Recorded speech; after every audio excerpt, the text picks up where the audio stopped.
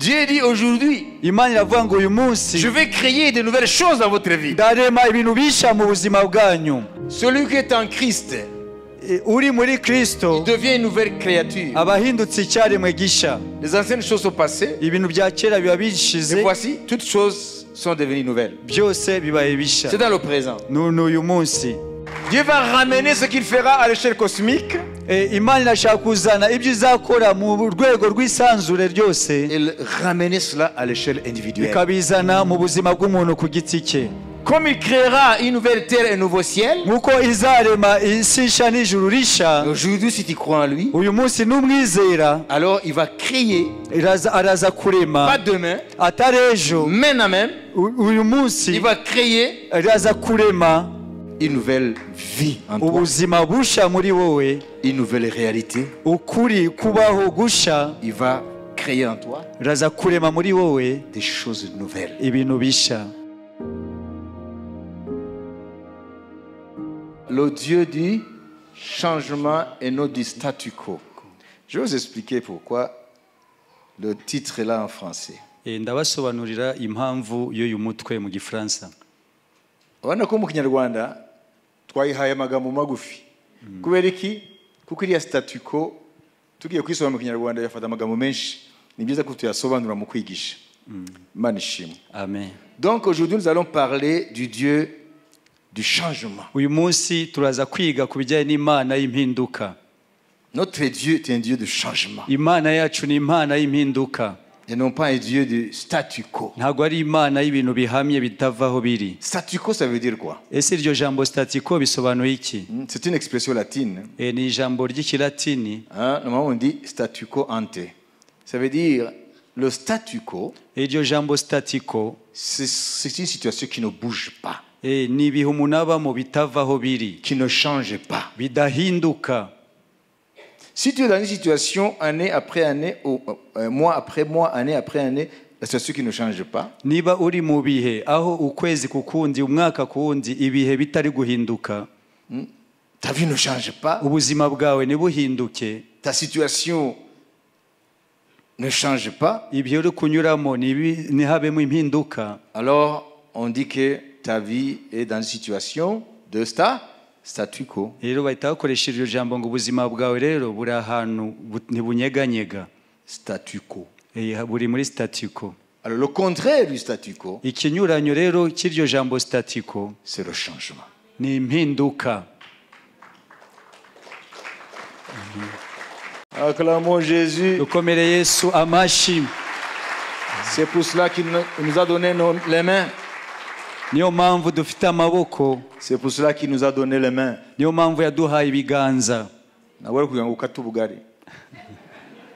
C'est pour que tu battes les mains pour lui. No kugira ngo umukomere mu amashi. Qui ont les mains ici? Ni bande bafite ibiganza? Alors, battons les mains pour Jésus. Dukomere umwami amashi. Il est vivant. Ni muzima.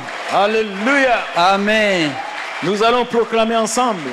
Turaza kwaturira hamwe. Maintenant, nous allons proclamer ensemble. Rero tugiye kwaturira hamwe. Notre Dieu Imana yacu est un Dieu de changement ni Imana y'impinduka, et non du statu quo. ntabwo ari ibintu bidahinduka. Dieu est un Dieu de changement. Rero Imana yacu ni Imana y'impinduka. Vous avez compris? Amen. Amen. Amen.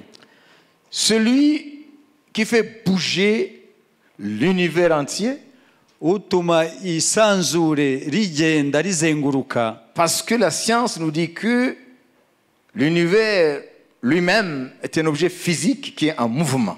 kuko siyanse ubwayo ivuga ko isanzure ni ikiremwa gifatika ariko kitagumaho kiri.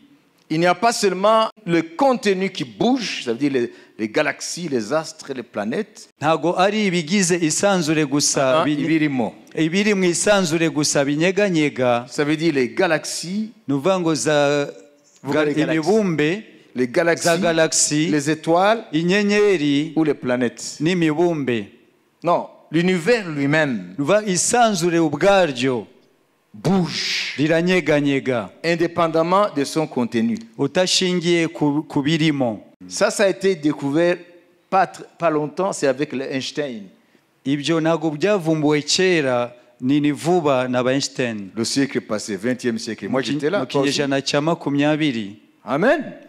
Que l'univers n'est pas figé. Ko isanzure ntabwo riguma hamwe. L'univers lui-même est en mouvement, comme les étoiles et les galaxies et les planètes sont en mouvement. Ko isanzure rigendagenda nkuko n'inyenyeri n'amasi bitaguma hamwe. L'astrophysicien Hubble, umuhanga mu bya fizike witwa Hubble, celui qui a découvert que les galaxies sont en fuite, en mouvement.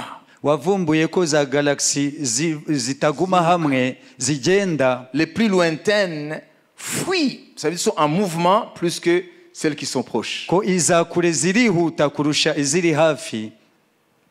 Par ce qu'on appelle l'effet Doppler, ça veut dire les différentes couleurs.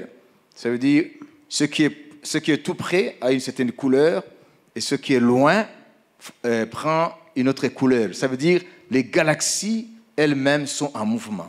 Nuvuga ngo bishingira ngo ku mabara, amabara yayo ajyana naho iyo galaxy iri kure irihuta kurusha iri hafi. Donc lorsque le spectre de couleur rouge c'est tout près, mais plus ça s'éloigne, alors le spectre change de couleur. Rero imiterere y'amabara yayo agenda hinduka uko galaxy ijya kure. C'est par rapport à la lumière qu'émettent ces galaxies. Rero bijyana n'umucyo izo galaxy zitanga. Ça veut dire les objets qui émettent de la lumière, lorsqu'elles s'éloignent, ça veut dire que la couleur de cette lumière change.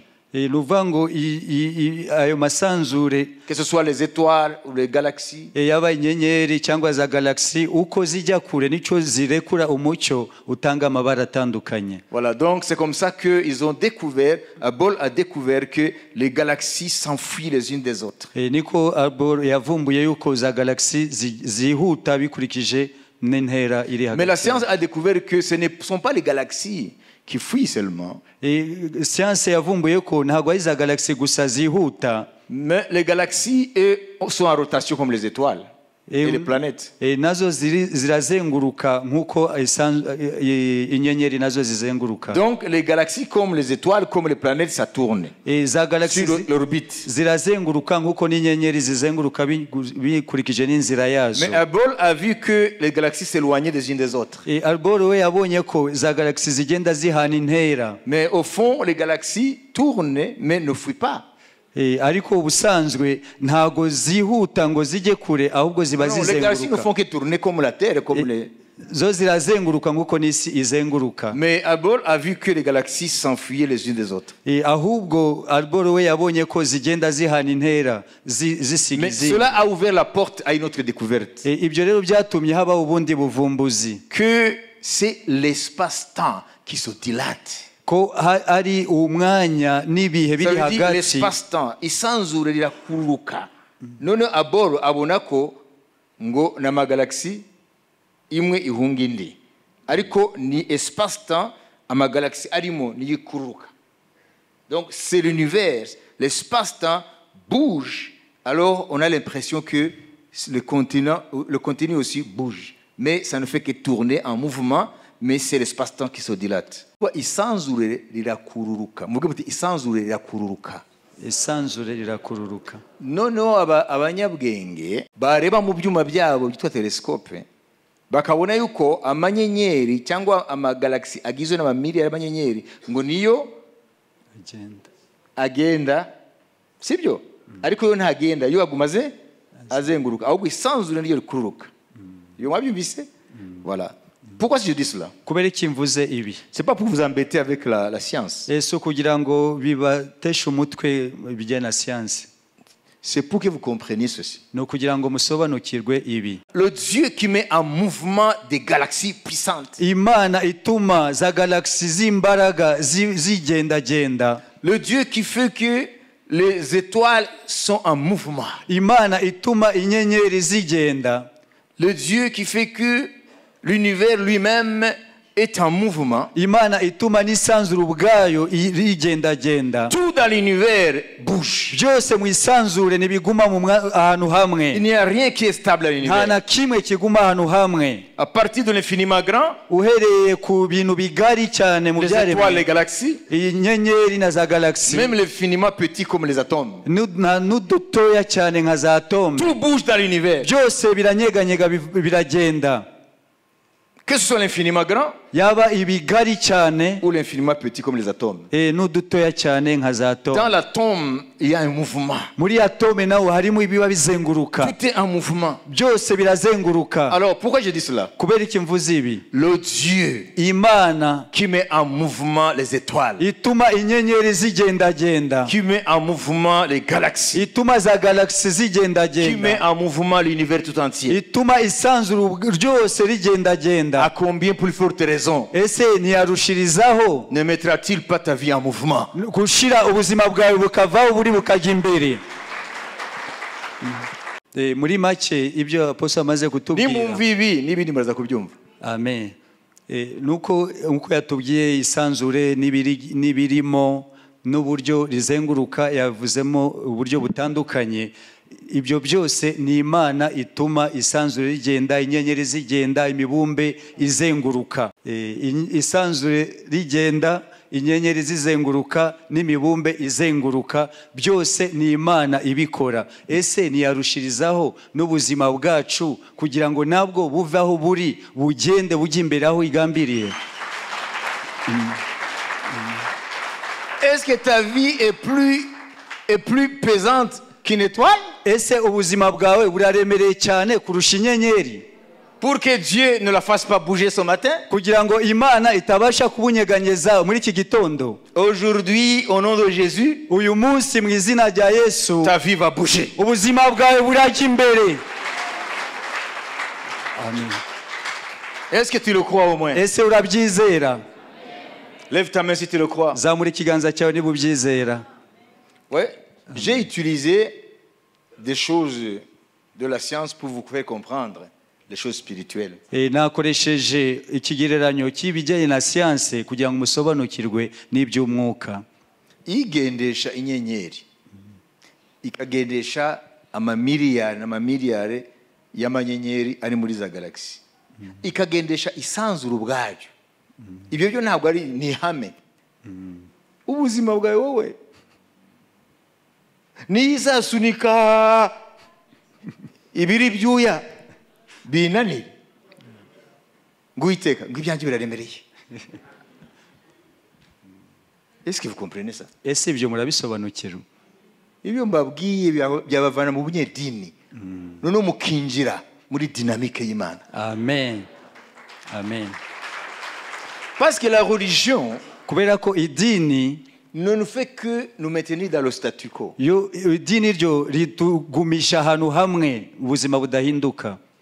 Jésus Yesu est venu, yaje entre autres, mu byamuzanye, c'est pour que les choses bougent dans ta vie. kugira ngo ibintu binyeganyege.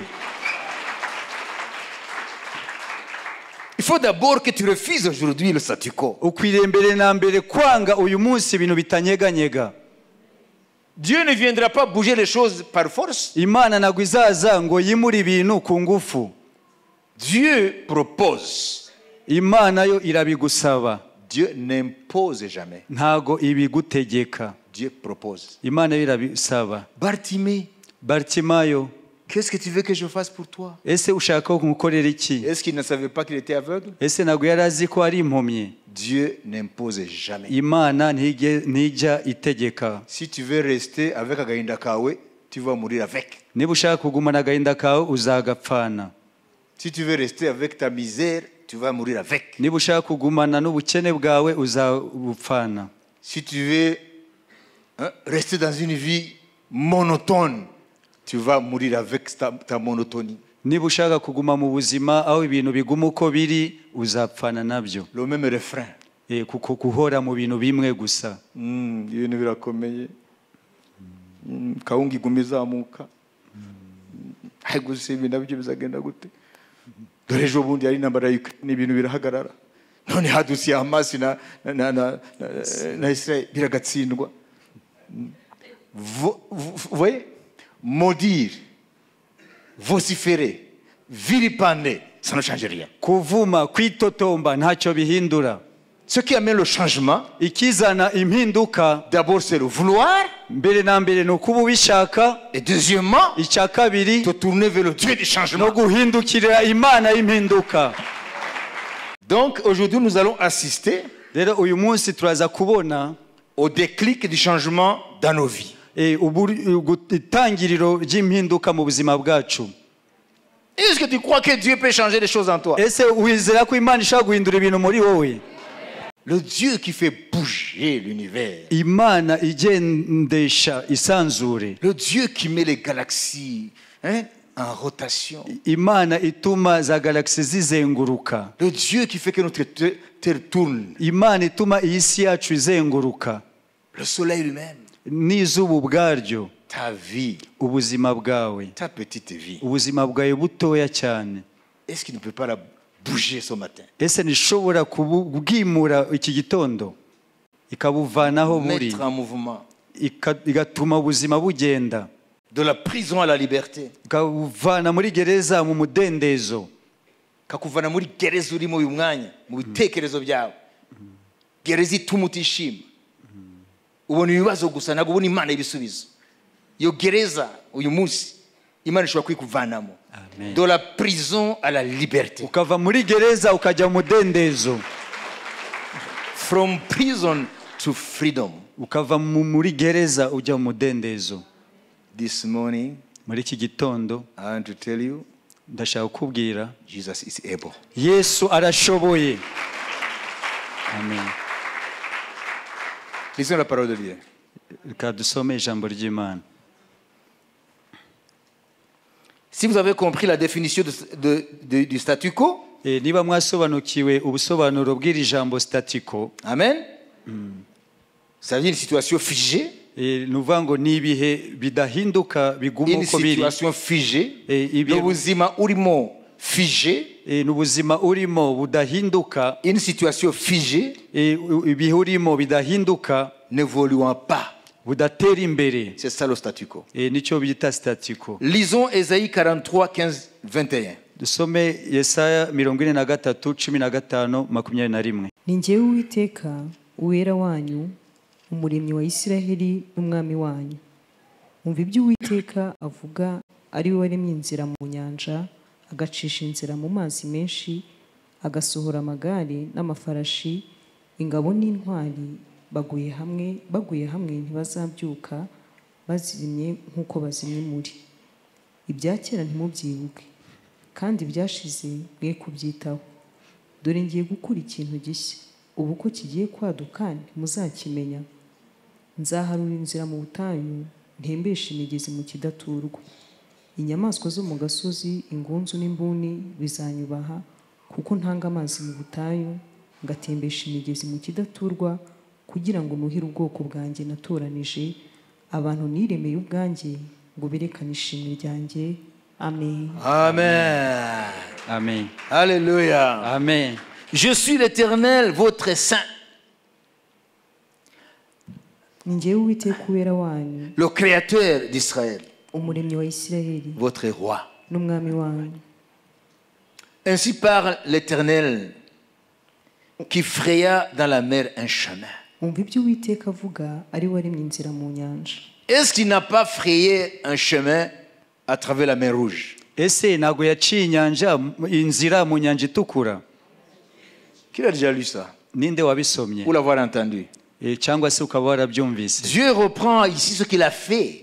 Hano Imana isubiyemo ibyo yakoze lorsqu'il a délivré Israël igihe yabohoraga Isirayeli de la servitude de Pharaon. mu bubata bwa Farao. Dieu a frayé un chemin à travers la mer Rouge. Imana yaciye inzira mu nyanja itukura. Et il promet kandi irasezeranya Celui qui va croire, uzizera Dieu va frayer un nouveau chemin imana iraza guca inzira nsha dans ta vie. mu buzima bwawe Un nouveau chemin va être frayé dans ta vie. inzira nsha iraza gucibwa mu buzima bwawe Alléluia. amen Un nouveau chemin inzira nsha pour amener un changement kugira ngo izane impinduka dans ta vie. mu buzima bwawe Si tu vas croire. niba koko uri bwizere Alléluia. amen Alléluia. amen Et dans les eaux puissantes, un sentier.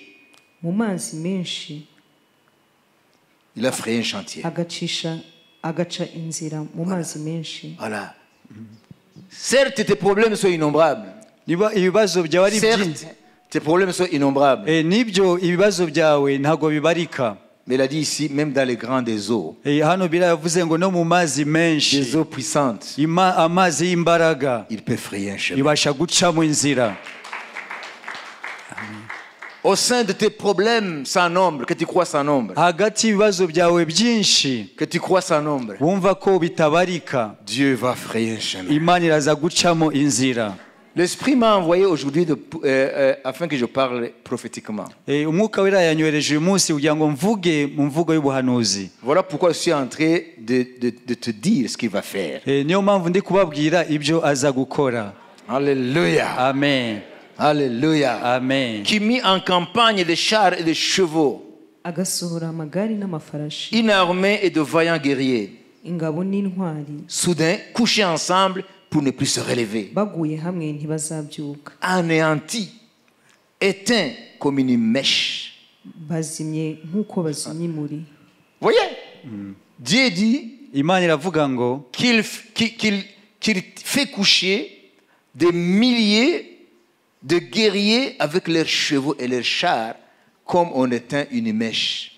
ko ikubita hasi ingabo zije ku mafarashi nk'uko uzimya urumuri Une mèche. Urutambi, une mèche. ni urutambi Hein? Mèche, vous comprenez? Amen.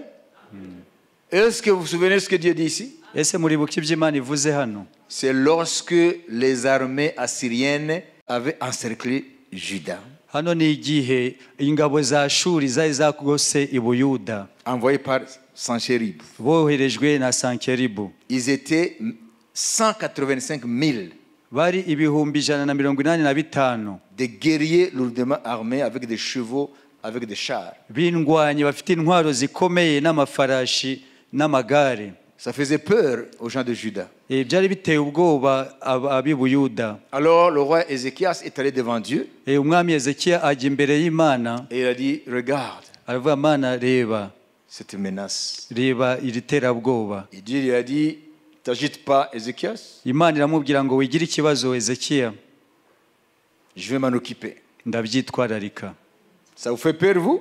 mwebwe birabatera ubwoba Pas moi l'Éternel. ariko atari njyewe witeka Et la Bible dit la nuit, Bibiliya iravuga ngo nijoro pendant que Assyrie avait avait assiégé Jérusalem, ashuri imaze gugota i Yerusalemu la nuit, un seul ange est sorti nijoro marayika umwe gusa yaramanutse et il les a éteints comme on éteint une mèche. yahise abazimya nk'uko uzimya urutambi Et lorsque Judas s'est levé, igihe rero les habitants de Juda, abaturage b'i Buyuda bakangutse babyutse mu gitondo, babyutse mu gitondo ils trouvaient 185 000 cadavres. basanga ibihumbi 185 by'imirambo yose Personne n'a échappé. nta n'umwe wigeze acika Le Seigneur rappelle ça. hano uwiteka arabyibukije C'est lui qui l'a fait. niwe wabikoze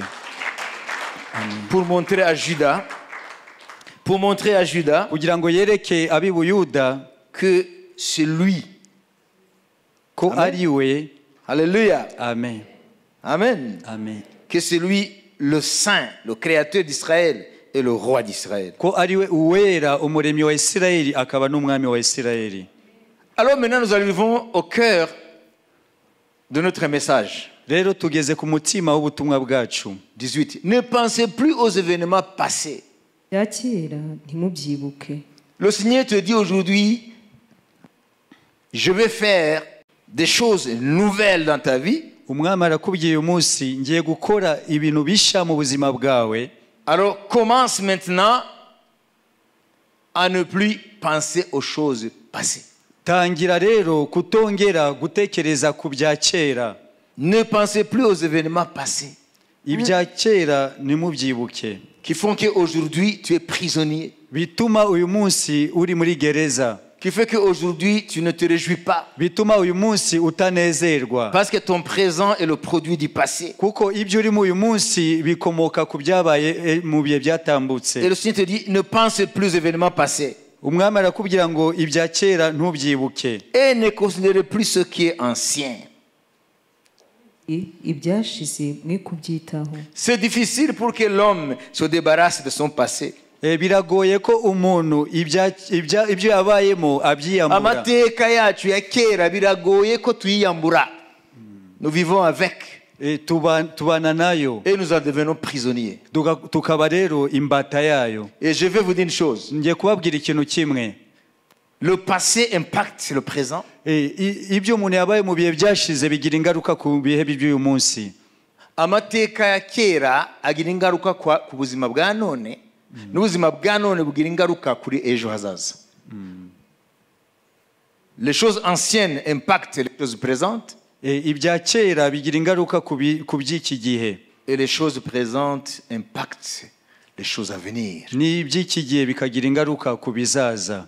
C'est Dieu qui le dit. Ni Imana ibivuga. Alors, si tu crois que Dieu va faire des choses nouvelles dans ta vie, Niba wizera ko Imana iri bukore ibintu bishya mu buzima bwawe, Dieu te donne la clé Imana rero iguhaye urufunguzo pour que ta situation aujourd'hui change. kugira ngo rero ubuzima bwawe uyu munsi buhinduke. Il dit, ne pense plus aux choses Avuga ngo passées, niwongere kwibuka ibya kera, aux choses anciennes. ibya kera niwongere kubyibuka. Il va dire pourquoi. Igiye kuvuga impamvu Vous savez, yabyo. les miracles Ibitangaza s'opèrent facilement birakoreka mu buryo bworoshye quand les gens sont ouverts à la parole iyo abantu bakingukiye ijambo ry'Imana et qu'ils s'en réjouissent. kandi bakarinezererwa. Amen. Amen. Et que leur homme intérieur file avec la parole. Rero umuntu wawe w'imbere akiruka akurikira ijambo ry'Imana. Il ne faut pas que la parole aille sans toi. Ntabwo ijambo ry'Imana rikwiriye kugenda rigusize, Parce que la parole est toujours en mouvement. kuko ijambo ry'Imana ryo riragendagenda.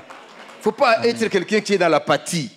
Iryo jambo apati ni igihe nta buzima mu muntu. Muri make, nta uzima. Alors pourquoi est-ce que Dieu dit qu'il ne faut plus se rappeler des choses passées? Rero kuki Imana ivuga ngo tudakwiriye kwibuka ibya kera? Pourquoi est-ce qu'il dit qu'il ne faut plus penser aux événements passés et de ne plus considérer ce qui est ancien?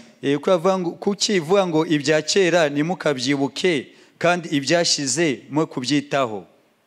19, il dit pourquoi.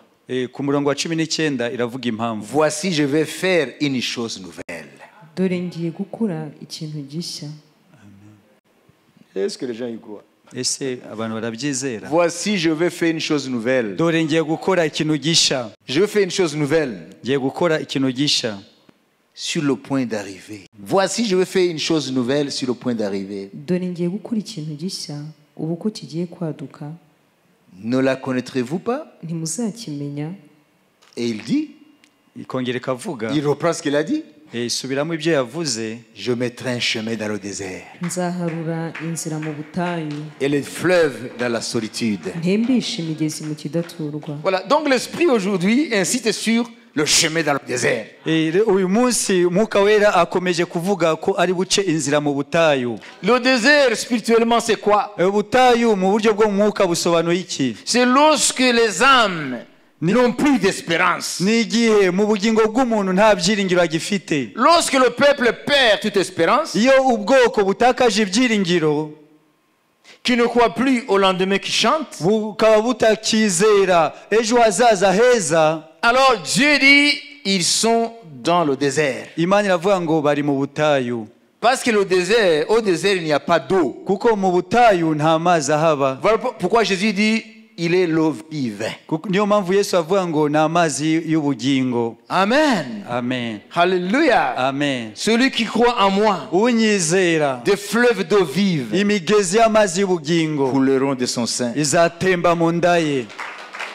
Qu'est-ce que ça veut dire ça? Qu'est-ce que ça veut dire ça? Ibyo bisobanuye iki? C'est que Dieu a vu le monde avant Jésus nuko imana yabonye isi mbere ya yesu comme on voit un désert. nkuko ubona ubutayu. Il n'y avait pas d'espérance vivante. Nta byiringiro byari bihari. Certes, il y avait des religions, Yego hari amadini, mais il n'y avait pas d'espérance vivante ariko nta byiringiro bizima byari que bihari. seul le Dieu vivant peut accorder. Imana nzima niyo ibasha gutanga ibyo byiringiro. Et Jésus dit, Yesu akavuga ngo celui qui boira l'eau que je lui donnerai, uzanywa ku mazi ntanga, cette eau deviendra en lui ayo mazi azahindukirira muri we une source isoko qui jaillit idudubiza jusque dans la vie éternelle. kugeza mu bugingo buhoraho. Donc Jésus est venu mettre le fleuve d'eau vie dans le désert de notre vie. Rero Yesu yaje gushira isoko y'amazi y'ubugingo. Il est venu mettre des fleuves d'eau vive dans notre désert. Yaje gutembesha imigezi y'amazi y'ubugingo mu butayu bwacu. Il est venu mettre les fleuves d'eau vive dans notre désert. Yaje gutembesha amazi y'ubugingo mu butayu bwacu. Ça veut dire une âme qui n'a plus d'espérance. Nuvuga ngo ubugingo butafite ibyiringiro Devant Dieu, c'est une âme desséchée. imbere y'Imana ni ubugingo bwumye, C'est le désert. ni ubutayu. Et si tu es dans le désert aujourd'hui, Rero niba uri mu butayu uyu munsi tu ne crois plus au lendemain qui chante, ukaba utakizeye ejo hazaza heza, tu ne crois plus à un avenir meilleur, ukaba utakizera ejo hazaza heza, alors même si tu te prétends croyant, nubwo waba wita ko wizera, Dieu te voit spirituellement Imana irakubona mu mwuka comme un désert. nk'ubutayu. Mais aujourd'hui, Dieu m'a envoyé Ariko uyu munsi Imana yanyohereje prophétiquement mu buryo bw'ubuhanuzi pour te dire que kugira ngo nkubwire ko il connaît ton désert, izi ubutayu bwawe il va faire couler les fleuves d'eau vive iraza dans ton désert. gutembesha imigezi y'amazi y'ubugingo Dans ton désert. mu butayu bwawe. Il va frayer un chemin nouveau aujourd'hui. Yaciye inzira nshya uyu munsi. Alléluia. Amen. De nouvelles opportunités vont s'ouvrir dans ta vie. Amahirwe mashya araza kugukingukira. Alléluia. Amen. Dieu va créer de nouvelles circonstances. Imana iraza kurema ibihe bishya mu buzima bwawe. Il y a des choses aujourd'hui Hari ibintu uyu munsi que Dieu est sur le point de faire Imana igiye gukora dans la vie de plusieurs. mu buzima bw'abantu benshi. S'il t'en parle maintenant, Ibikubwiye nonaha tu n'y croiras pas. ntabwo wabyizera, Mais c'est sûr, ariko nibyo c'est koko certain. kandi Si iby'ukuri tu reçois cette parole prophétique, niwakirira ijambo ry'ubuhanuzi, Dieu va transformer ton désert Imana iraza guhindura ubutayu bwawe en un jardin qui chante la gloire de Dieu. ubusitani burimo indirimbo. Imana irahindura ubutayu bwawe uyu munsi buhindure nk'ingobyi ya Edeni. Haleluya. Amen. Aho muri iyo ngobyi hari buzamuka amashimwe y'Uwiteka Nyiringabo birema. Amen. Amen. Urash. Amen. Je vous ai dit dès le début, Nababwiye kuva dutangiye, je ne suis pas venu enseigner aujourd'hui. ntabwo naje kwigisha uyu Je munsi, suis venu vous donner des paroles prophétiques naje kubaha amagambo y'ubuhanuzi de la part de Dieu. aturuka ku Mana. Fixer notre attention sur les défis de demain Guhanga amaso ibibazo by'ejo hazaza nous aidera à nous distancer des difficultés d'aujourd'hui. bizadufasha kugira ngo tube kure y'ibibazo turi kunyuramo. Ureba ibibazo bya nonaha. Amen. Urebe ibiri imbere nubwo byaba biteye ubwoba mu maso yawe. Aho niho hari inzira iri butuma Imana iza guhindura ibyo byejo biri imbere yawe. Amen. Vous avez compris? Amen. Alléluia. Amen. Donc il ne faut pas avoir les yeux rivés sur les défis présents. Il Rero faut ntabwo voir. ukwiriye guhanga amaso ibyo uri kunyuramo muri ibi bihe. Comprenez, je parle prophétiquement. Ndi kuvuga mu buryo bw'ubuhanuzi. La vraie bataille Intambara nyayo concerne toujours votre avenir. igihe cyose iba ari intambara ijyanye n'ejo hanyu hazaza. La vraie bataille concerne ton avenir. Intambara nyayo ijyanye n'ejo hawe hazaza. Peu importe ton passé.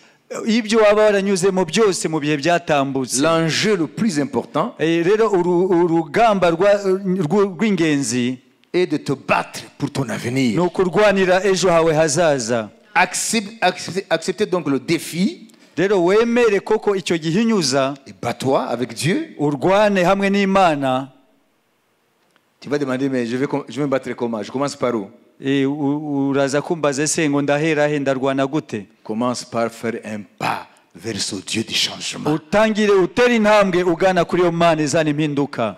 Dieu va changer ton avenir. Imana iraza guhindura ejo hawe hazaza. Quel que soit ton passé, Amateka yariyo yose waba waranyuzemo, quels que soient les défis d'aujourd'hui. n'ibibazo by'iki gihe. Tu vas dire, mais mes péchés sont nombreux. Ushobora kuvuga ngo ibyaha byanjye ni byinshi, C'est pour cela que je suis dans cette situation. niyo mpamvu ibyo mbamo.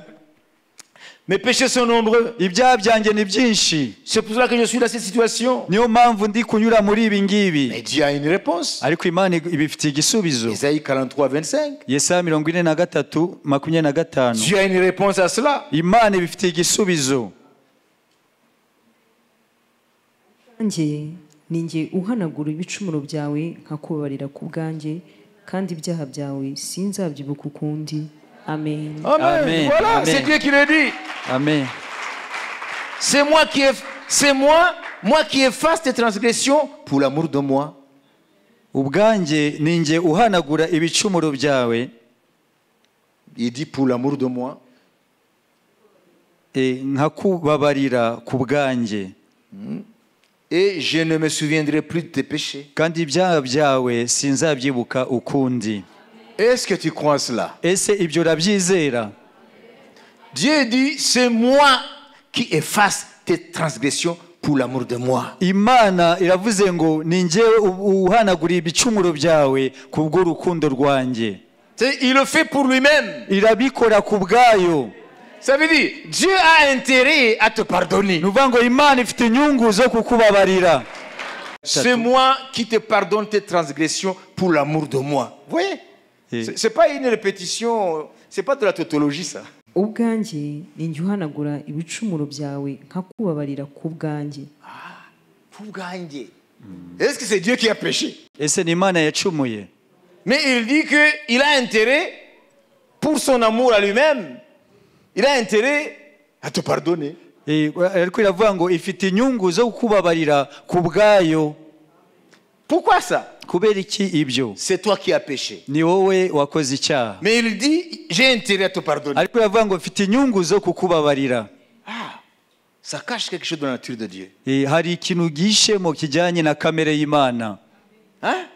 Donc ce n'est pas toi seulement qui as besoin de pardon. Ntabwo ari wowe gusa ukeneye imbabazi. Dieu a besoin à ce qu'il te pardonne. Imana nayo ikeneye ko ikubabarira. Pourquoi? Kubera iki? Parce que nous avons dit ici un jour, Kuko hano hari umunsi twababwiye. nous sommes turi kibumbano cyayo. Amen. Amen. Nous sommes son chef-d'œuvre. Turi ikibumbano cyayo. Toi, tu es l'œuvre de la main de Dieu. Wowe uri ikiremwa cy'intoki zayo. Amen. Amen. Tu es son objet d'art. Ni uri igihangano cyayo. Donc Dieu te pardonner, te restaurer, ça lui fait du bien. Ngo Imana wo kukubabarira ikagusubizamo ishusho yayo. Ngo birayinezeza. Amen. Donc aujourd'hui, ce n'est pas toi qui as besoin seulement du pardon. Rero uyu munsi ntabwo ari wowe nyine gusa ukeneye imbabazi. Dieu aussi, il a envie à ce que il te pardonne. Imana nayo irashaka ko ikubabarira. Pourquoi? Kubera iki? Il dit pour l'amour Ku bwanjye. de moi-même. Ku bwanjye. Voilà pourquoi il est venu prendre tes péchés. Niyo mpamvu yaje kwikorera ibyaha byawe. À la personne de Jésus de Nazareth. Binyuze muri Yesu Kristo w'i Nazareti. Donc ne dis pas mes péchés sont nombreux. Ntuvuge ngo ibyaha byanjye ni byinshi. Il a dit. Yabivuze. C'est moi qui efface tes transgressions. Ni njye uhanagura ibicumuro byawe byose. Moi qui efface tes transgressions. Ni njyewe uhanagura ibicumuro byawe byose. Pourquoi? Kubera iki? Pour l'amour de moi-même. Ku bwanjye njye nyine. Amen. N'est-ce pas merveilleux ce Dieu? Ese iyo Mana ntitangaje? Amen. Amen. C'est moi qui efface tes transgressions. Ni njyewe ubabarira ibicumuro byawe Pour byose. l'amour de moi-même. Ku bwanjye. Et il dit, Ikongera kavuga, je ne me souviendrai plus de tes péchés. ntabwo nzongera kwibuka ibyaha byawe. Alors, si aujourd'hui, Niba uyu munsi tu veux réjouir Dieu, ushaka kunezeza Imana, répands-toi. wihane. Parce qu'il veut te pardonner. kuko ishaka kukubabarira. Quelle que soit la multitude de péchés, Ibyaha uko byaba bingana kose, même si c'est rouge comme le cramoisi, dit Esaïe, nubwo byaba bitukura tukutuku, je les rendrai blancs comme la neige. nzabihindura umweru nk'urubura. C'est Dieu qui le dit. Ni Imana ibivuga. Répands-toi de tes péchés. Ihane ibyaha byawe, Tu réjouiras le cœur de Dieu. uzanezeza umutima w'Imana, Parce qu'il prend plaisir à pardonner. kuko yishimira kubabarira. Il ne prend pas plaisir à condamner. Ntabwo yishimira guhana, Il ne prend pas plaisir à juger. ntabwo yishimira guciraho umuntu iteka, Mais il prend plaisir à pardonner. ahubwo yishimira kubabarira. C'est un Dieu d'amour Ni Imana y'urukundo qui fait de l'amour son cheval. ni ukuvuga ngo ifarashi igenderaho ni urukundo. Alléluia. Amen, Alléluia. amen, Alléluia. amen, Amen. amen. Oui, il y a un cheval de bataille pour Dieu, mais il y a un autre cheval qui s'appelle l'amour. Hari ifarashi y'intambara z'uwiteka, ariko hari n'indi farashi y'urukundo Le rw'Imana. cheval dans la Bible symbolise la rapidité. Muri Bibiliya ifarashi igaragaza umuvuduko. Donc Dieu est prompt à pardonner. Imana yihutira kubabarira Lorsqu'il y a un cœur contrit réellement qui se répand. iyo hari umutima koko ubabajwe n'ibyaha ukihana. Malheureusement, aujourd'hui, il y a très peu de cœurs qui sont contrits. qui soient contrits. Ikibabaje ni abantu bake abafite umutima umenetse. Aujourd'hui, les cœurs sont endurcis. Uyu munsi imitima irinangiye, Et c'est prophétique aussi. kandi nabyo bijyanye n'ubuhanuzi. Dans les temps de la fin, Mu bihe by'iherezo les hommes seront méchants abantu bazaba ari abagome, et insensibles, bafite imitima idakorwaho, irréligieux, badakunda Imana, ungodly people, batubaha Imana, égoïstes, bikunda, aimant ibiceri plus que Dieu, bagakunda amafaranga kurusha Imana, qui n'aiment pas les leurs. badakunda ababo. Oui, c'est toute une liste là. 2 Timothée 3, 1, 5. Muri Timotheo wa mbere igice cya gatatu kuva ku murongo wa mbere kugeza ku wa. Et Jésus dit dans Matthieu, l'iniquité va s'accroître. Yesu aravuga muri Matayo ngo ibyaha bizagwira, Et la charité des plus grands hommes se refroidira. urukundo rwa benshi ruzakonja. Nous vivons cette période. Nibyo bihe turimo. Les gens s'égorgent sans sentiment. Abantu baca imitwe y'abandi, On égorge comme on égorge une poule. nk'ukubaga inkoko. Donc nous vivons une période prophétique, Turi kuba mu bihe by'ubuhanuzi, mais surtout sur le plan du mal. cyane cyane ku bijyanye n'ikibi. Kibi cyari imiswe mu mitima y'abantu. Uyu munsi abantu bafite umutima muzima mu isi n'imbarwa. Umutima wa kimuntu. Muvuge uti umutima wa kimuntu. Umutima wa kimuntu. Oui, nous vivons des temps difficiles. Turi kuba mu bihe bigoye. Malheureusement, l'église aussi n'est pas épargnée. Ikibabaje nuko itorero naryo ntago bibura kuyigeraho. Amen. Amen. Imana ije gufata ubuzima bwawe ibuvudukane. Ibuvudukana he? Ibusubiza inyuma. Oya. Ibudukana Imbere. from glory to glory. Amen. Mu bwiza ujya mu bundi bwiza. Alléluia. Amen. Acclamons Jésus le roi. Komere Yesu amashi umwami. De gloire en gloire. Mu bwiza tujya mu bundi bwiza. Imana irashaka gufata ubuzima bwawe ibuvudukane. Amen.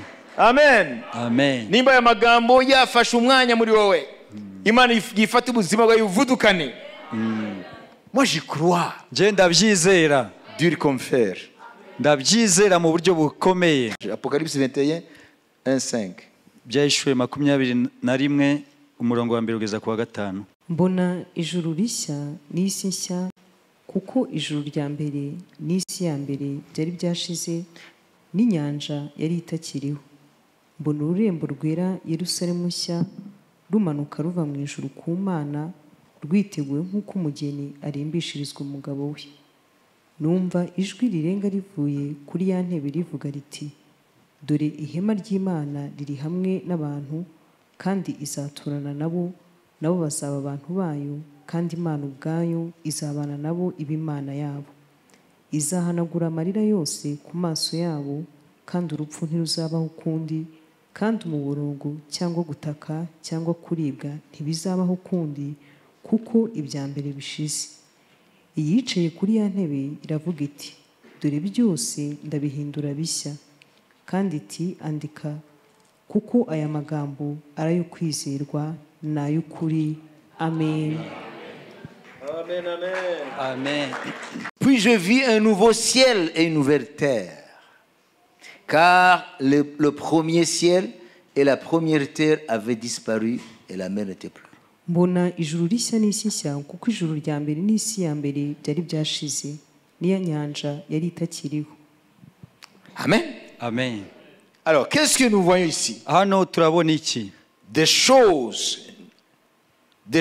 anciennes. Turabona ibintu bya kera. En l'occurrence, c'est le ciel et la terre. Hano haravugwa ijuru rya hano mu isi.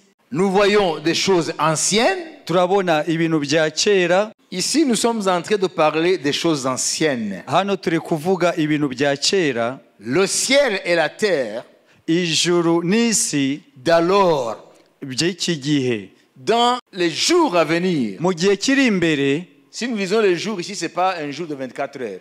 hano yo tuvuga iminsi ntabwo ari iminsi yacu. Ça veut dire, à la fin des temps, Bivuga ngo ku iherezo ry'ibihe.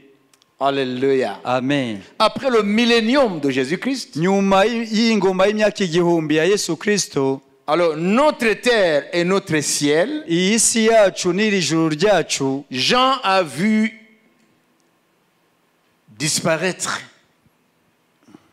la terre actuelle et le ciel actuel. Yohana yabonye bikurwaho ariyo isi ya none n'iri juru ryacu. Alors, un nouveau ciel et une nouvelle terre ont pris place. Rero ijuru risha n'isi nsha noneho biraboneka. Ça, c'est le ciel et la terre après le millénium. Nuvuga ngo ni ijuru n'isi nyuma y'ingoma y'umwami Yesu y'imyaka igihumbi. Ça veut dire notre monde physique disparaîtra. Nuvuga ngo iyi si yacu igaragara ifatika izakurwaho. L'univers physique va disparaître. Isanzure ryose rizakurwaho. Ce qui est physique, matériel disparaîtra. Ibi byose bifatika bizakurwaho. Comprenez?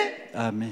Amen. Amen. Et à la place, Rero mu mwanya wabyo Dieu va en créer de nouvelles. Imana izarema ibisha. Dieu va créer un nouveau ciel et une nouvelle terre. Imana izarema ijuru risha n'isi nsha. C'est après le millénium. Ni nyuma y'ingoma y'imyaka igihumbi ya Yesu. Il dit, je vois l'ancienne terre et le nouveau ciel et l'ancien ciel disparaître. Aravuga ngo mbona ijuru rya kera n'isi ya kera bikurwaho. Et voilà, je vois une nouvelle terre et un nouveau ciel. None mbona isi nsha n'ijuru risha.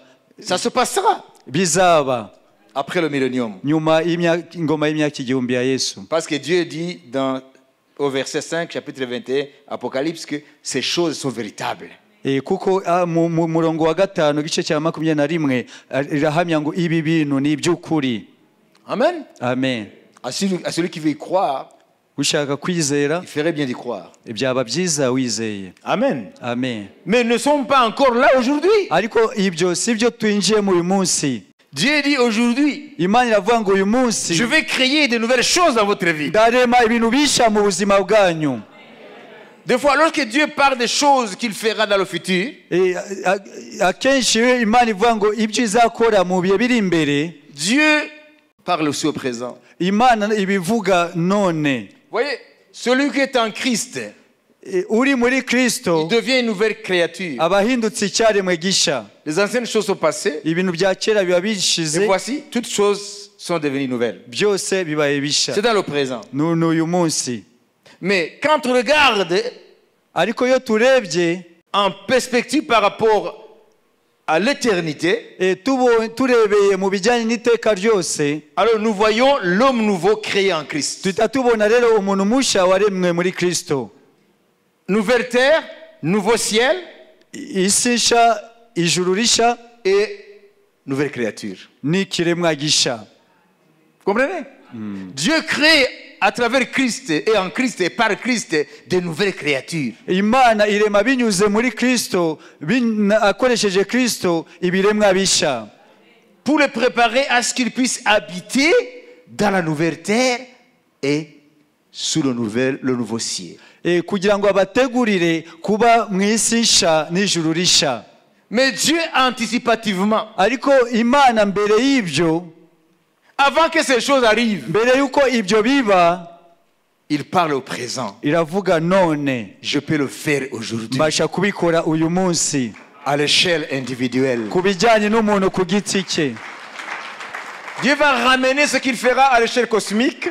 Imana irashaka kuzana ibyo izakora mu rwego rw'isanzure ryose, Et ramener cela à l'échelle individuelle. ikabizana mu buzima bw'umuntu ku giti cye. Comme il créera une nouvelle terre et un nouveau ciel, nk'uko izarema isi nsha n'ijuru risha, aujourd'hui si tu crois en lui, uyu munsi n'umwizera alors il va créer, araza kurema, pas demain, atari ejo, maintenant même, uyu munsi il va créer araza kurema une nouvelle vie en toi, ubuzima busha muri wowe, une nouvelle réalité. ukuri kubaho gusha, Il va créer en toi araza kurema muri wowe des choses nouvelles. ibintu bisha. Amen. Amen. Il parle au futur, Ivuga mu bijyanye n'ibihe bizaza, mais il parle aussi au présent. ariko ikavuga no muri iki gihe none. Alléluia. Amen. Alors, là au verset 5, il dit, hano ku murongo wa 5 iravuga ngo, lis, soma, iyicara kuri ya ntebe iravuga iti dore byose ndabihindura bishya, kandi iti andika kuko aya magambo ari ayo kwizerwa n'ay'ukuri. Amen. Amen. Amen. Et voici celui qui était assis sur le trône dit, voici je fais toutes choses nouvelles.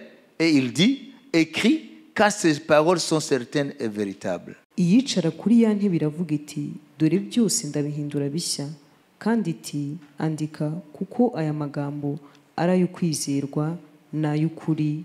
Amen. Amen. Amen. Alors écoutez la conclusion. rero mwumve indunduro. C'est sur base à ces paroles rero bishingiye kuri aya magambo, que Dieu va venir Imana iri buze frayer un chemin kugira ngo ice inzira dans ton désert. mu butayu bwawe, Il va amener iraza kuzana l'eau vive dans ton désert. amazi y'ubugingo mu butayu Il bwawe. t'a demandé yagusabye d'oublier les choses anciennes. kwibagirwa ibintu bya kera. Il faut oublier les choses du passé ukwiriye kwibagirwa ibintu bya kera qui sont en train d'envenimer ton présent. biri kumunga ubuzima bwawe bwa none. Le souvenir des choses passées ibyo wibuka mu bihe byatambutse envenime ton présent. birangiriza ubuzima bwawe bwa none. Tu ne peux pas changer ton passé, ntabwo ushobora guhindura ibihe byawe mais tu byatambutse, peux changer ton futur. ariko ushobora guhindura ejo hawe hazaza. Dieu veut te dire ceci. Imana yashaka kubwira ibi. Coupe le pont avec ton passé.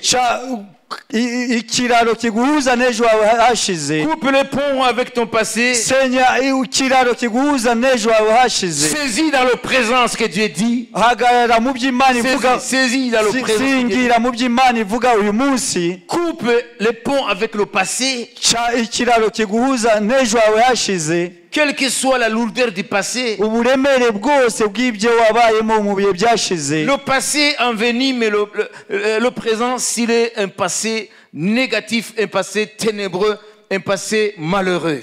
ubuzima wabayemo niba ari bubi bw'agahinda n'imibabaro bumunga ubuzima bwa none. Alors Dieu dit, ne sois pas prisonnier du passé. Imana yavuga ngo nuba imbata y'ibyo wabayemo. Ne sois pas prisonnier du passé. nuba imbata y'ibyo waciyemo. Oublie les choses anciennes. Ibagirwa ibya kera. Oublie ce que les gens t'ont dit. Ibagirwa ibyo abantu bakubwiye. Que ta situation ne changera jamais. ko ubuzima bwawe butazigera buhinduka. Que ta situation est sans issue. ko ubuzima bwawe nta garuriro bufite. Que ta situation n'a pas d'exit. ko ubuzima bwawe nta nzira yo gusohoka bufite. Oui, le monde est rempli de paroles négatives. yego isi yuzuye amagambo mabi. Le monde est rempli de paroles qui cassent la foi. yego isi yuzuye amagambo aca intege. Le monde est rempli de paroles qui découragent. yego isi yuzuye amagambo y'urucantege. Dans le monde, il n'y a pas d'espérance. mu isi nta byiringiro bihari. Satan est là pour t'enfoncer. satani aba ahari kugira ngo agutsikamire. Il est le maître de te reconnecter avec le passé. rero ubutware bwe ni ukugira ngo akomeze aguhuze n'ibyo wabayemo. Mais Dieu, ton créateur, ariko Imana umuremyi wawe, ton Seigneur, ton Rédempteur, ton Roi, umwami wawe, umucunguzi wawe, umwami wawe, il connaît les choses mieux que toi. azi ibyawe kukurusha. nyanja Et il dit ceci. aravuga ngo Le secret de te libérer de la prison actuelle et de ton passé. ibanga ryo kukuvana muri gereza ry'ibyo wabayemo T'inquiète pas. we kugira impagarara Même si ta situation est désespérante. nubwo ibyo ubuzima bwawe nta byiringiro Même si on t'a découragé. nubwo baguciye intege Dieu dit, imana iravuga ngo oublie les choses anciennes. ibagirwa ibya kera Saisis l'opportunité que Dieu te donne aujourd'hui. singira amahirwe imana iguhaye umunsi Je suis capable. ndashoboye Je suis capable shobora de faire bouger ta vie. gutuma ubuzima bwawe bujya imbere Je suis le Dieu du changement. imana y'impinduka Satan est le Dieu du statu quo. satani ni imana ituma ibintu biguma hamwe Satan est le maître du statu quo. satani niwe utuma ibintu biguma hamwe Mais Dieu, c'est un Dieu du mouvement. ariko imana ni imana y'impinduka C'est le Dieu du mouvement. imana ni imana y'impinduka C'est le Dieu qui fait bouger les étoiles. ni imana ituma inyenyeri C'est le Dieu zizenguruka qui fait tourner les galaxies. ni imana ituma za galagisi C'est zizenguruka le Dieu qui fait que la Terre tourne autour du Soleil et fait la rotation autour d'elle-même. ni imana ituma isi izenguruka C'est le Dieu qui fait que la Terre ait sa révolution autour du Soleil ni imana ituma isi izenguruka izuba et fait la rotation autour d'elle-même. nayo ubwayo ikizengurukaho C'est le Dieu qui fait mouvoir des galaxies qui sont remplies de milliards d'étoiles. ni imana ituma za galagisi zuzuye inyenyeri ibihumbi zizenguruka Alors ce Dieu qui met en mouvement l'univers et tout ce qu'il contient, rero imana ituma isanzure n'ibirimo byose bizenguruka sa vie est tellement petite ubuzima bwawe ni buto cyane que il n'a même pas besoin d'aller toucher. nta nubwo ikeneye kwikora ku buzima bwawe Oh, il va dire seulement un mot. ivuga gusa ijambo rimwe Et ta vie va être déboulonnée des prisons de Satan. ubuzima bwawe burahita bushinguka aho buri Dieu va dire un seul mot imana iravuga ijambo rimwe gusa ou une seule parole. iryo jambo gusa Et tu vas être déconnecté. Tu vas décoller de ton passé malheureux. urahita uva mu mateka y'ubusharire Il dit, voici, iravuga ngo dore je fais toutes choses nouvelles. dore byose bibaye bisha Dieu veut faire des choses nouvelles dans ta vie. imana irashaka kurema ibisha mu buzima bwawe Dieu ouvre un chemin imana ifunguye inzira pour de nouvelles opportunités. ifunguye amahirwe masha Dieu ouvre un chemin imana ifunguye inzira pour des lendemains qui chantent. kugira ngo ejo hazaza hazabe heza Tomorrow is yours. ejo hazaza nahawe Tu seras là pour chanter la gloire de Dieu. uzaba uhari kugira ngo uririmbe icyubahiro cy'imana Ce n'est pas un futur malheureux qui t'attend. ntabwo ari ejo habi hagutegereje Ne t'inquiète pas en disant oui, le monde va mal, moi aussi dans le monde, les choses vont empirer. Non! ntuhangayike ngo ibintu bimeze nabi ngo bizarushizaho kuba bibi oya Dieu n'est pas tributaire de la conjoncture de ce monde. imana ntabwo ishingira ku bijyanye n'ubukungu bw'iyi si Il peut y avoir une crise économique. hashobora kuba ihungabana ry'ubukungu Dieu n'est pas lié par les événements. imana ntabwo ibohwa n'ibiri kuba Dieu transcende les événements. imana irenze ibiri kuba Alléluia. amen Qu'il y ait une crise économique ou pas, habe ihungabana ry'ubukungu ntirihabe que les spécialistes nous disent alors attendez-vous au pire. aho inzobere zivuga ngo mwitege ibirushijeho kuba bibi Nous devons ouvrir notre poste récepteur. rero tukwiriye gufungura iradiyo yacu Nous devons ouvrir notre poste récepteur. tukwiriye gufungura rero inyakiramajwi yacu Non pas pour capter Radio FM des spécialistes de ce monde, atari yo gufata amajwi ya bariya inzobere zo mu isi mais nous voulons capter ce que le FM Céleste dit. ahubwo turashaka kumva iby'ijuru rivuga Nous voulons capter les ondes du ciel. turashaka kumva amajwi yo mu ijuru Nous voulons entendre les ondes du ciel. turashaka kumva amajwi yo mu ijuru Hallelujah. amen We want to see, we want to hear what God is saying from above. turashaka kumva icyo imana ituvugaho We want to hear what God is saying from above. turashaka kumva ibyo imana ivugira ahirengeye Là où tu vois le pire, aho ubona akaga moi Dieu, je vois l'opportunité. je ndabona amahirwe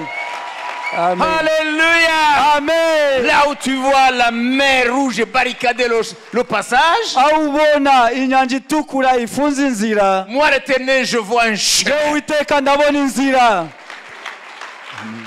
Alléluia. Amen. Alléluia. Amen. Là où tu vois que tout c'est la cata, aho ubona byose ni akaga, moi je vois que tout est rose. nje ndabona byose birasa neza. Dieu transcende les problèmes de ce monde. Imana irenze ibibazo by'isi, Tout en cheminant avec nous, nubwo igendana natwe mais en même temps il transcende les problèmes. ariko irarenze ibibazo. Il est dans nos problèmes, Iri mu bibazo mais il byacu les transcende aussi. ariko irabirenze. Voilà pourquoi Jésus est arrivé. Niyo mpamvu Yesu yaje Là où il y a le deuil, aho hari ikiriyo, lui il ne voit pas le deuil, we ntabwo yabonaga ikiriyo, il voit la joie.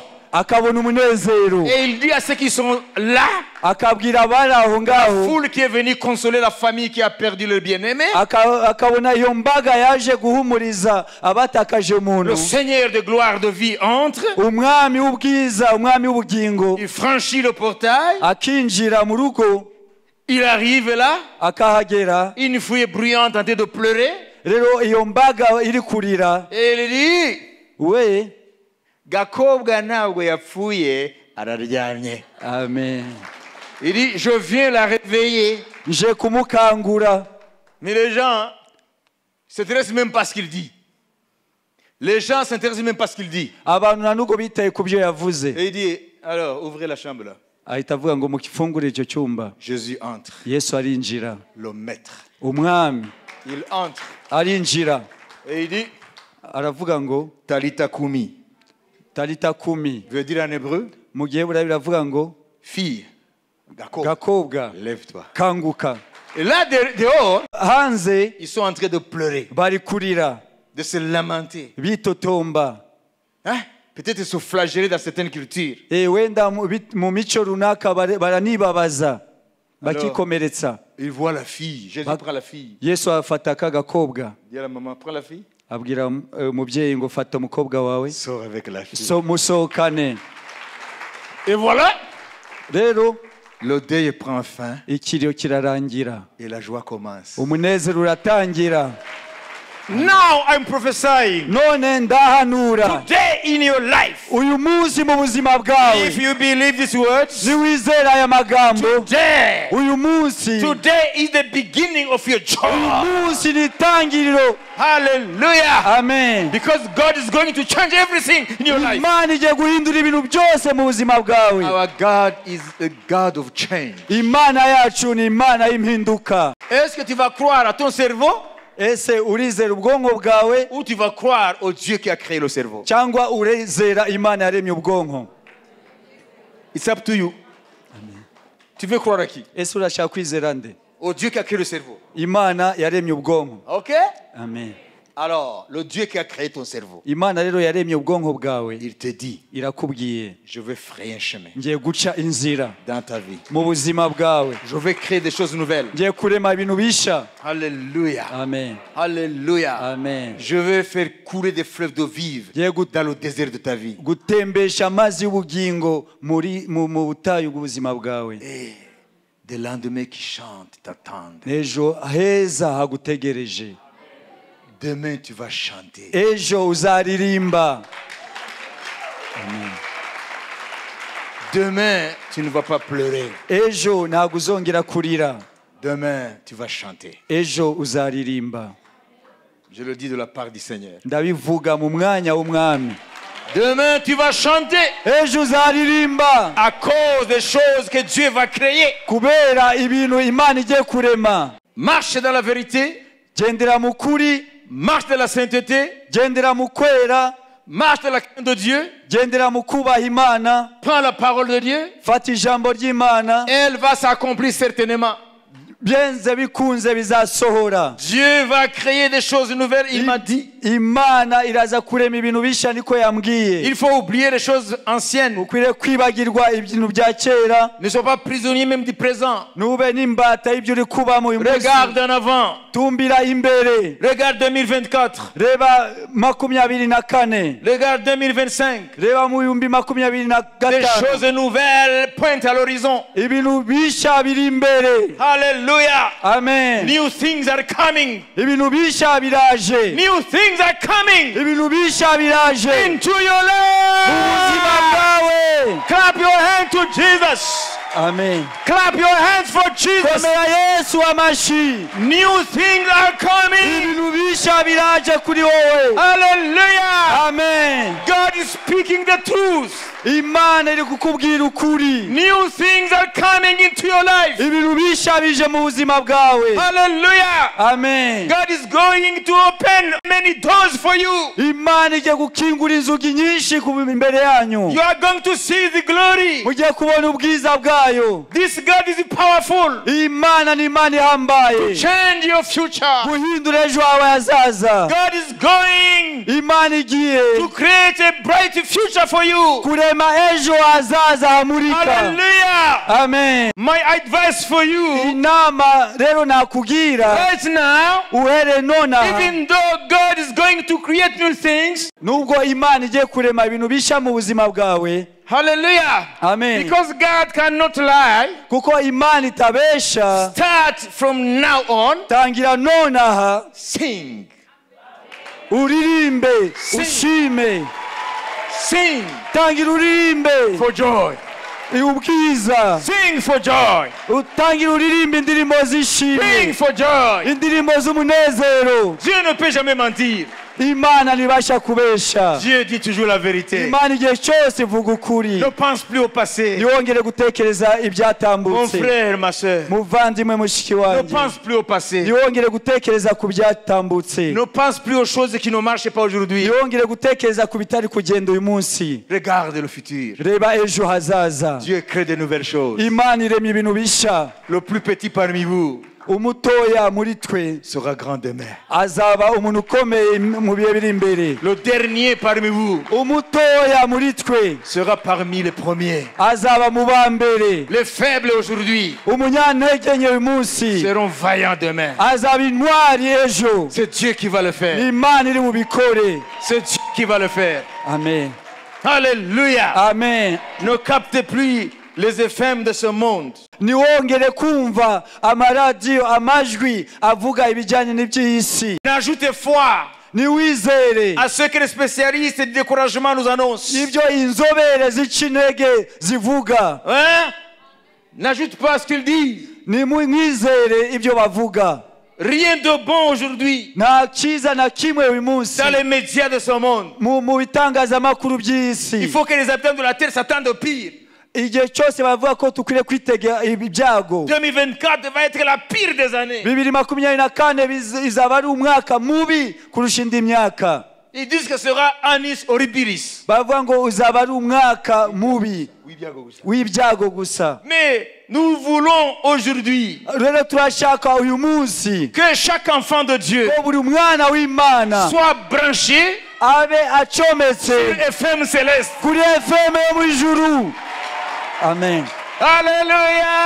Amen. Sois branché sur FM céleste. Ucomeke kuri FM yo mu ijuru. Le journaliste est là à partir de Sion. Abanyamakuru guturuka i Siyoni. Le journaliste à partir de Sion. Abanyamakuru guturuka i Siyoni. De la part de l'Éternel. Baturuka ku Uwiteka. Vous connaissez la ligne éditoriale de Radio FM au ciel? Ese muzi ijambo bakoresha? La ligne éditoriale. Muzi Ibinyamakuru byose bifite umurongo bigenderaho. Eh, Vous connaissez la ligne éditoriale de Radio FM Céleste? muzi umurongo ngenderwaho wa Radio FM yo mu ijuru. Dieu a dit dans ceux qui travaillent dans ce studio, Imana yabwiye abakorera muri iyo radio. voici ma ligne éditoriale. Dore rero umurongo ngenderwaho w'iyi radio. La philosophie de ma radio. Imitekerereze y'iradiyo yanjye. Que des paroles qui insufflent la vie.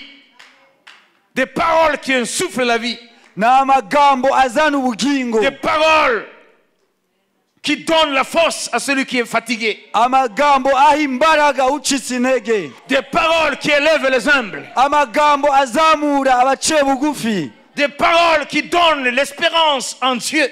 amagambo atanga ibyiringiro mu Mana, Des paroles qui appellent à la sainteté. amagambo ahamagarira abantu ukwera, Des paroles qui disent aux hommes, même si tout semble perdu, mais je suis le Dieu qui crée de nouvelles choses. amagambo abwira abantu nubwo ibintu byose bisa nkaho byataye umurongo, akabwira abantu ngo Uwiteka Imana Je suis le Dieu qui crée de nouvelles choses. ni Imana irema ibintu bisha. Ça, c'est ce qui est en train de se dire Niyo magambo, sur les ondes de Radio FM Céleste. niyo magambo ari kuvugirwa kuri radiyo yo mu ijuru. Dieu ne dit pas que c'est cuit pour toi. Imana ntabwo ivuga ngo wowe byarangiye. Non, non, non, non, non, non. Oya, Ça, c'est Satan. uwo ni Satani. Dieu dit, Imana avuga ngo à partir de l'échec, uhereye aho watsindiwe, c'est là où je commence à créer des aho nouvelles niyo choses. ntangira kuzamura gukurema. Et Dieu dit, Imana akavuga ngo je viens ndaje là où règne la mort ahari urupfu avec la puissance de résurrection. n'imbaraga z'umuzuko, Je viens là où il y a la prison ndaje ahari gereza pour que les prisonniers recouvrent la liberté. kugira ngo imbohe zibohoke. Dieu ne te dit pas aujourd'hui tu es cuit. Imana ntabwo ikubwira ngo byarangiye. Non, Oya, ça va commencer. ahubwo bigiye gutangira, Ça va commencer. biratangiye.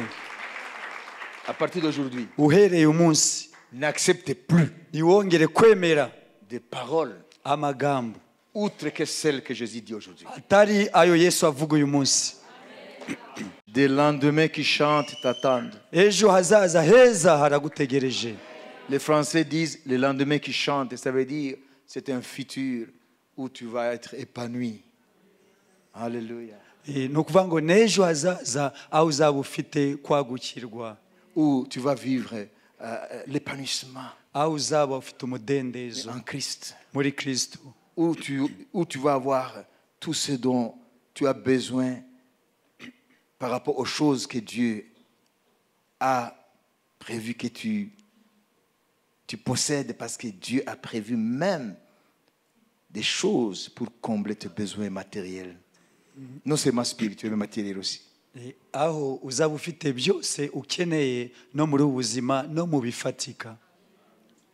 Il est le Dieu du monde spirituel et le Dieu du monde physique. Ni Imana y'isi y'ibifatika n'isi y'umwuka. Il est le Dieu du spirituel, Ni Imana y'iby'umwuka, il est le Dieu aussi du monde physique. ni n'Imana yo mu isi y'ibifatika. Je vais conclure en te disant, Ngiye kwanzura mbabwira, ne regarde plus l'avenir nimwongere kubona ejo hazaza avec les lunettes de ce monde, n'amarineti y'isi, mais regarde l'avenir ahubwo murebe ejo hazaza avec les nouvelles lunettes que l'Esprit vous donne aujourd'hui. n'amarineti masha umwuka abahaye.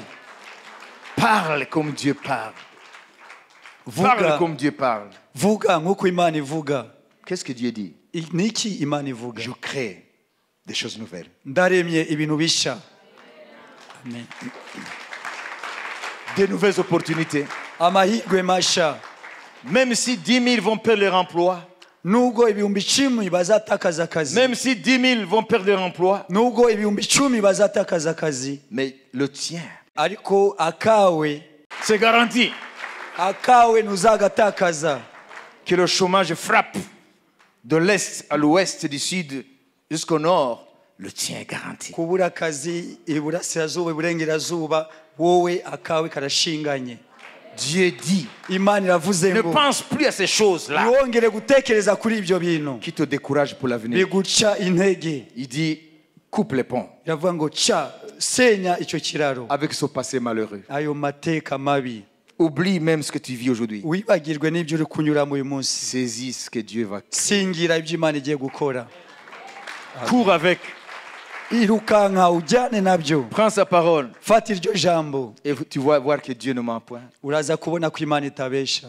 Je terminerai en vous disant, Ngiye gusoza mbabwira, vous allez voir, muraza à kubona partir d'aujourd'hui, uhereye umunsi des nouvelles choses ibintu bisha s'installer dans vos vies. bitangira kuza mu buzima bwanyu. C'est qui va les créer? C'est Dieu qui va les créer. ni imana iri bubireme.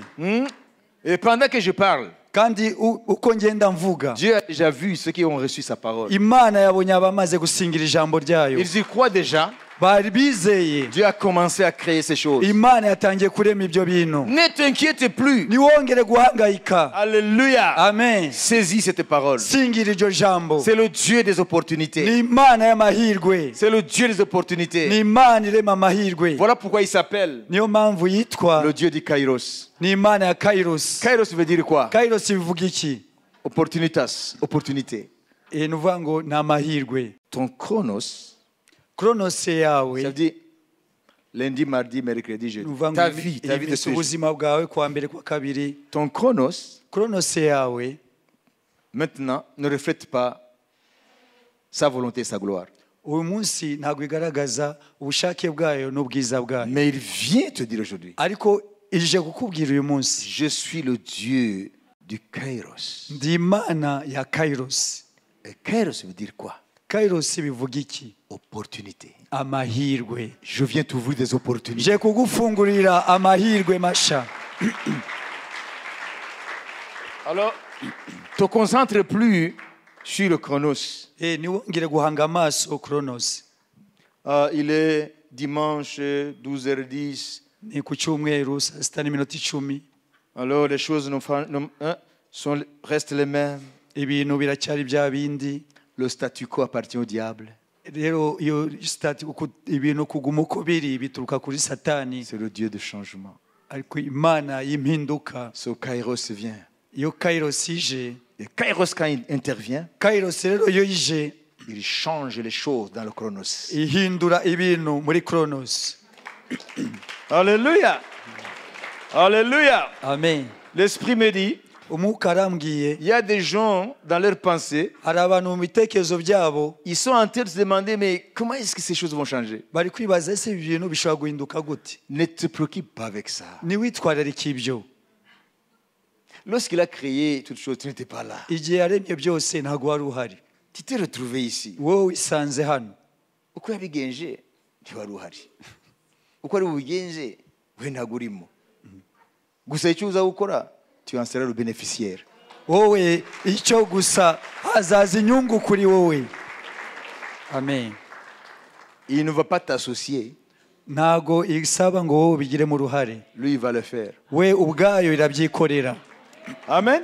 Amen. Alléluia. Amen. Donc, attendez-vous au surnaturel. Mwitege mu bintu by'ibitangaza. Amen. Amen. Le naturel appartient à nous. Ibisanzwe ni ibyacu, Le surnaturel appartient à Dieu. ariko ibijyanye n'ibitangaza bireba Imana. Mais Dieu a commencé déjà. Ariko Imana yatangiye. Donc, vous avez des lendemains qui chantent. Rero mufite ejo hazaza heza. Et vous allez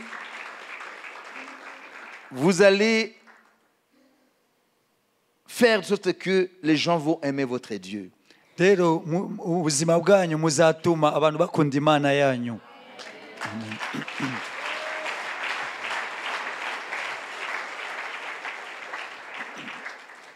Est-ce que vous avez compris, même si je ne suis pas allé jusque-là, le verset 21 d'Ésaïe 43?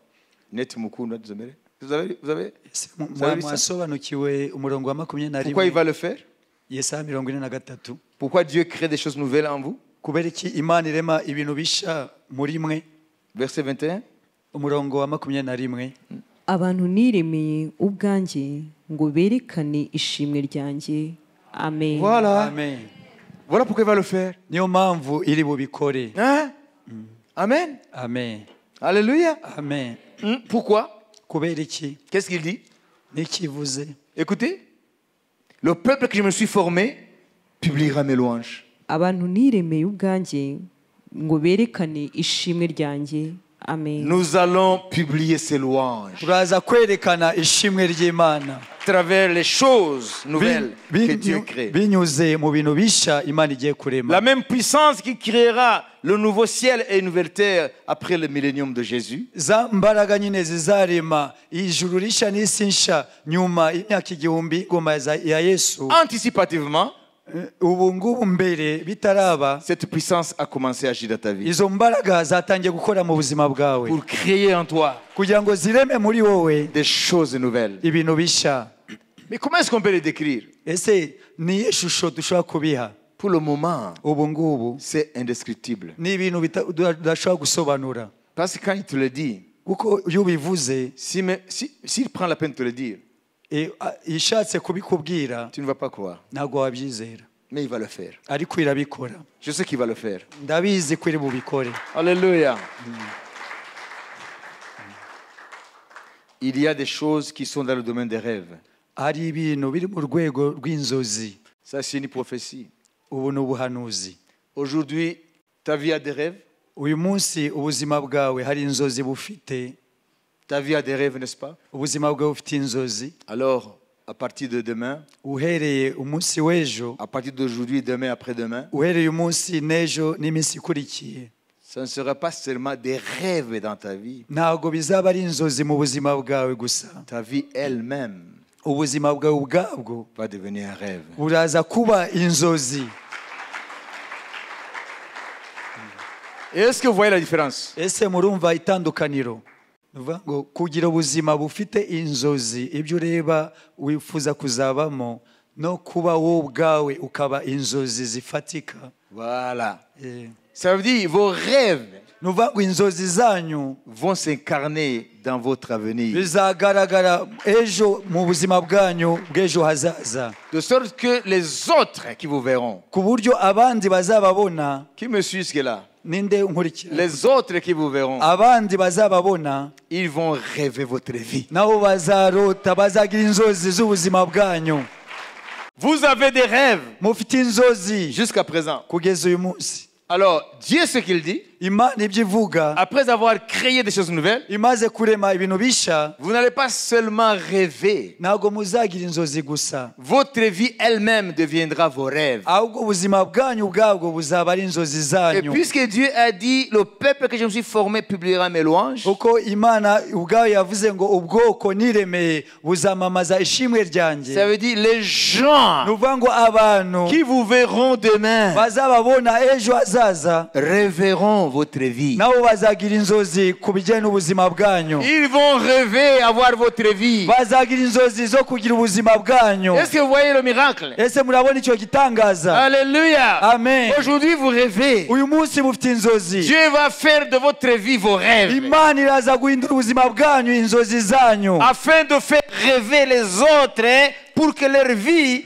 amen, ta vie soit le rêve. kugira ngo mutume n'abandi bagira inzozi, ubuzima bwanyu bube inzozi zabo. Vous savez, quand quelqu'un te regarde urabona iyo umuntu akurebye et il rêve ta vie, akagira inzozi zo kugira ubuzima nk'ubwawe, ça ce n'est pas quelque chose d'ordinaire. ibyo ntabwo ari ibintu bisanzwe. Quelqu'un qui rêve ta vie, umuntu akagira inzozi z'ubuzima bwawe, ça veut dire que c'est quelque chose que Dieu va faire de formidable. ni ukuvuga ngo ni ikintu kidasanzwe imana izaba yakoze. Les gens vont rêver d'avoir votre vie. abantu baraza kugira inzozi zo kugira ubuzima bwanyu. Ça va se faire, mes frères et sœurs. ibyo biraza kuba abavandimwe bashiki banjye. Ceux qui vous entourent, ceux qui vous voient, ceux qui vont vous côtoyer, abababona, abo muhura nabo mu buzima bwose, ils vont rêver votre vie. baraza kugira inzozi zo kumera nkamwe. Aujourd'hui, vous avez des rêves. uyu munsi mufite inzozi. Je me répète énième fois. ndasubiramo inshuro nyinshi. Aujourd'hui, tu as tes rêves. uyu munsi ufite inzozi zawe. J'aimerais que ma vie soit comme ceci. nifuza ko ubuzima bwanjye bumera gutya. Alléluia. Amen. J'aimerais que Dieu fasse de ma vie ceci. nifuza ko ubuzima bwanjye imana ibugira Ça, gutya. ce sont des rêves. izo ni inzozi, Et tu crois que c'est des rêves inaccessibles. kandi wumva ko ari inzozi Mais utasingira. Dieu, les choses qu'il dit, qu'il fait aujourd'hui dans ta vie, ariko ibyo imana ivuga iri kuvuga ishaka gukora mu buzima des bwawe, choses nouvelles qu'il crée dans ta vie, ibintu bisha imana iremye mu buzima le bwawe, nouveau chemin qu'il crée dans ta vie pour des nouvelles opportunités. inzira nsha iciye mu buzima bwawe, ariyo mahirwe mu buzima bwawe. Changer ta vie de désert en jardin qui change.